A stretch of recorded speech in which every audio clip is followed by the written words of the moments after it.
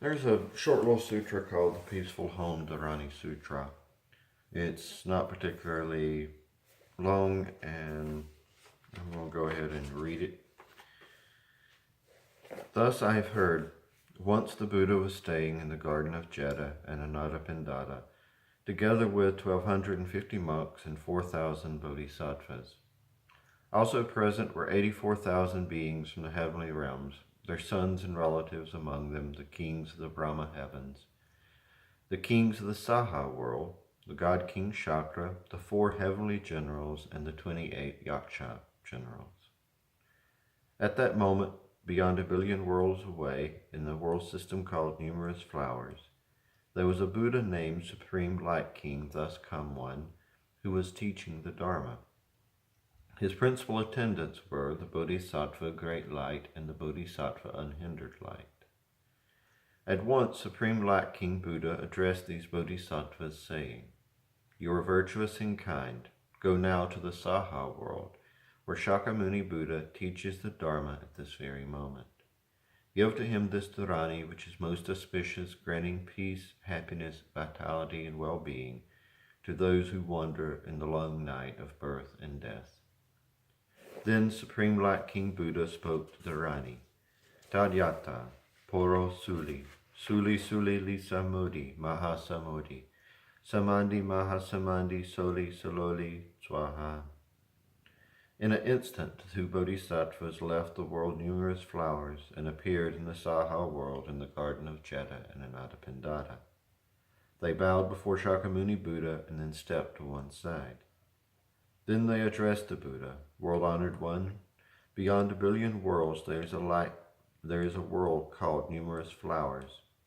The Buddha of that world is called Supreme Light King, thus come one.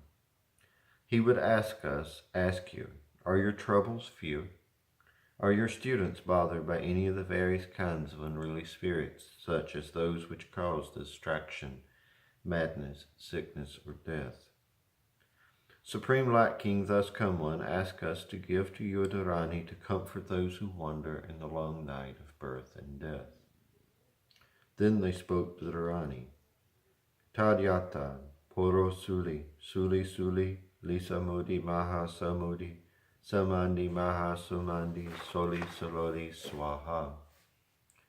The Buddha then told Ananda, "Remember well this Dharani, and recite it often. Teach it to others that they might write it down and make offerings to it.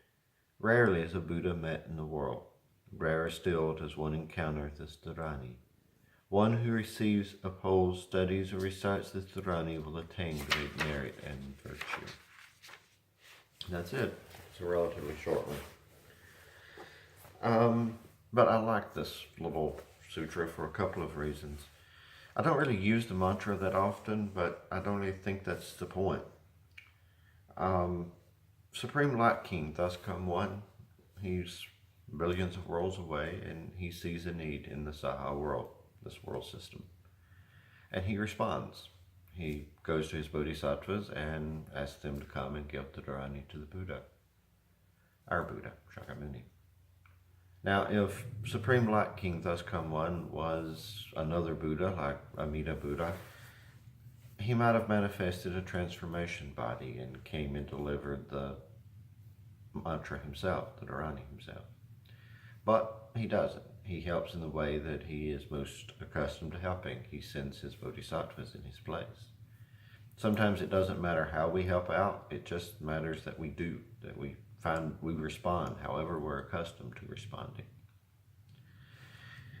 The bodhisattvas, when they come, they take the time to make small talk just a little bit. They ask the Buddha how he's doing, how is his students doing. Sometimes when we get so hung up in the Dharma, when we get one foot so far in the Absolute, we forget to ask, how are you? We forget to say that I'm doing fine, or maybe I'm not doing fine.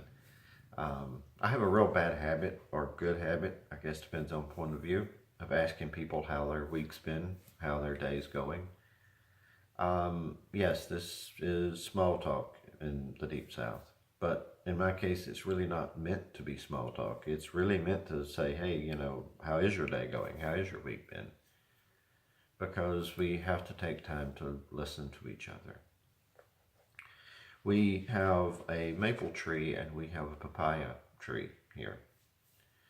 If we bring the maple trees in during the winter, they will be dead by spring. They need the cold weather to complete whatever weird cycle they go through. I don't like cold weather, but they love it. And so they have to sit outside in their little pots looking dead as a doornail in January, and long about March they spring back to life. The papaya, on the other hand, it has to be brought inside. It is not cold hardy. I have far more in common with the papaya than I do with the maples in this respect. Every winter I'd lug it in. William calls it my Dr. Seuss tree because it's got the little top knot of green leaves at the very top of it. It dies back and looks like it's never going to survive another month in the middle of winter, because even inside, the change in the light and everything affects it. But somehow it manages to survive. The point that I'm making with this is that kindness requires you to act appropriate. And to act appropriately, we have to take time to listen. We have to make small talk.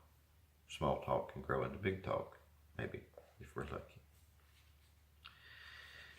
A lot of these sutras was written along the Silk routes, where things were very uncertain. Bandits were common, disease was common, water could be scarce.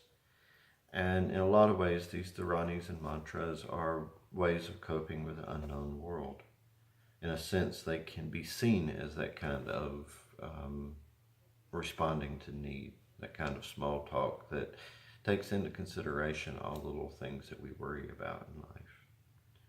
I cannot guarantee you that chanting a mantra or chanting a Dharani is going to fix anything, but they have a long history in Buddhism.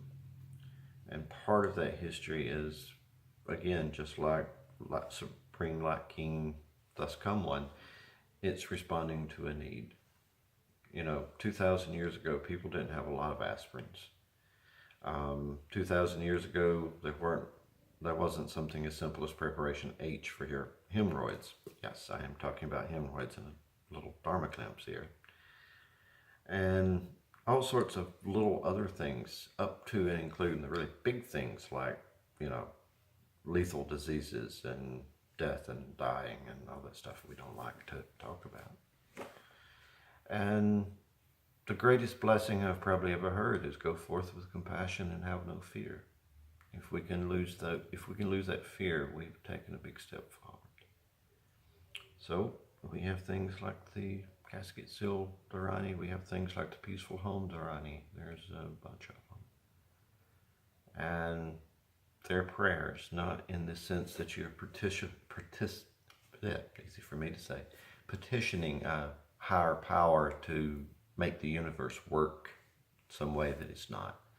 I mean, prayer should never be seen as a cheat code. But it is a chance to be mindful of something bigger than ourselves, something closer to awakening.